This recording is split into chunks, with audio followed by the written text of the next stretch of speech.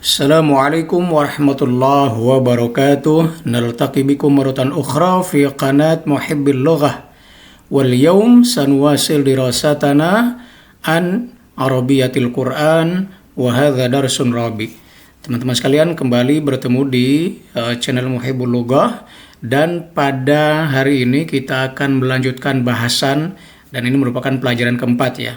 Di pelajaran pertama kita telah membahas Alhamdulillah, kemudian yang kedua Rabbil Alamin, dan yang ketiga Ar-Rahmanir Rahim. Semuanya atau video YouTube-nya sudah ada di channel ini. Silahkan bagi yang belum menonton bisa menonton sebelumnya ya.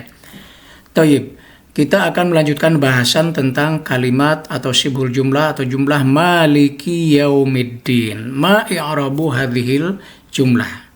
Ya, Maliki Yaumiddin.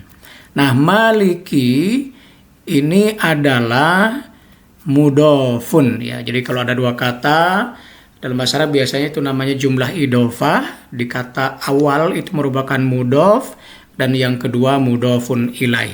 Nah, maka Maliki di sini mudhofun. Dan Maliki juga merupakan na'at dari lafzul jalalah Allah sebelumnya ya. Makanya di sini Maliki kan Alhamdulillahirabbil alamin Ar-Rahmanir Rahim Maliki. Nah, jadi merupakan naat dari lafaz Allah ya. Maliki. Kemudian kata yang berikutnya yaumi.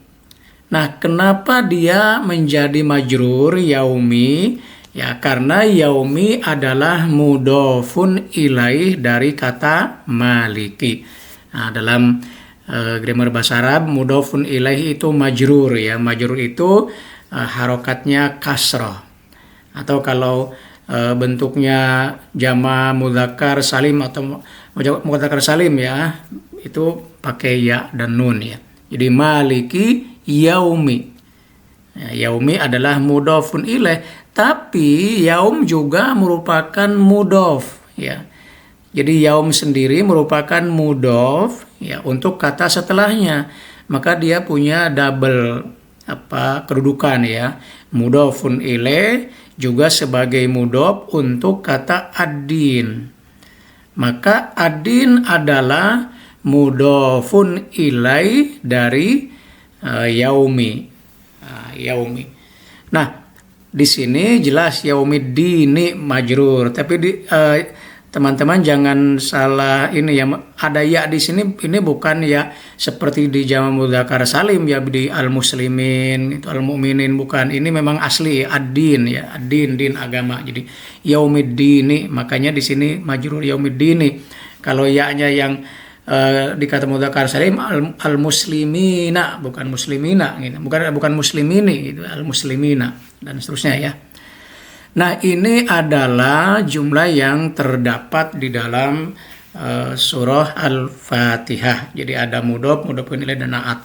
Nah, sekarang mari kita gunakan kalimat ini secara arti dulu ya. Nah, secara arti Maliki Yaumiddin adalah pemilik hari pembalasan ya, pemilik hari pembalasan.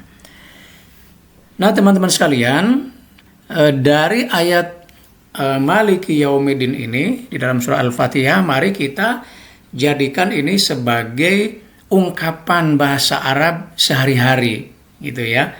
Jadi misalnya kita menggunakan kata babul baiti. Nah, kan ini kan tadi tentang mudhof dan mudhof ilaih ya, babu al baiti. Nah, babu di sini adalah mudhof, al baiti mudhofun ilaih. Nah, kalau ditanya kenapa di sini babu ya, karena ini kan kata yang belum mendapat kata-kata sebelumnya. Jadi dia awal kata mubtada ya, babu. Nah, kalau tadi maliki karena dia sebagai naat yang ngikutin kata sebelumnya.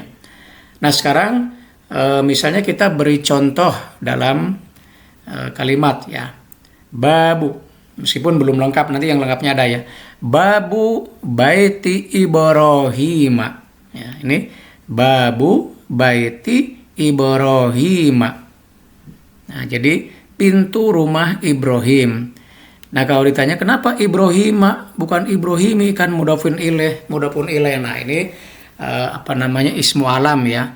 apa yang mamnu minas syarab ismu alam, nama kayak nama-nama orang Ibrahim. Jadi nggak bisa baiti Ibrahimi itu. Adanya baiti Ibrahima gitu ya. Ya.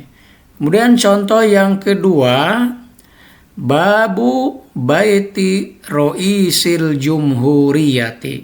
Babu baiti roisil jumhuriyati. Jadi pintu rumah roisul jumhuriyah, presiden. Nah, di sini kita lihat ada 4 kata ya. Babu itu adalah mudhof, baiti mudhofun ilaih dari babu.